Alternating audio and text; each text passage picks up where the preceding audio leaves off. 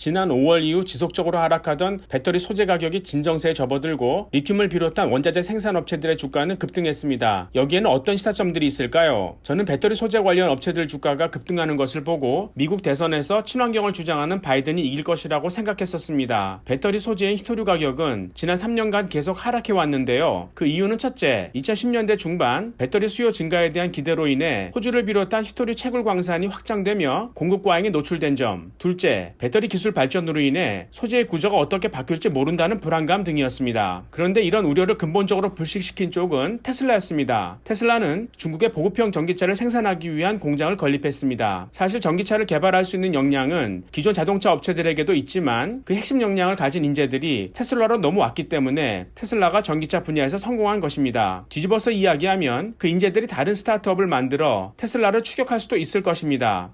이미 테슬라 주가도 많이 올라 스탁옵션 매력도 떨어졌으니까요. 그러니까 테슬라는 전기차 시장 형성 초기에 빨리 보급시켜 시장 선점에 따른 수혜를 극대화하자는 움직임이었고 그 결과 배터리 수요가 예상보다 빨리 증가할 것이라는 기대가 생겼습니다. 코로나 쇼크로 인한 원격 근로도 배터리 수요 증가에 일조했습니다. 그만큼 모바일 디바이스가 많이 필요해졌으니까요. 그리고 배터리 소재를 대체할 수 있는 신물질을 찾지 못한 점도 기존 소재 관련 주가가 오르는데 기여했습니다. 배터리 수요는 당장 증가하는데 다른 대안이 없다는 것입니다.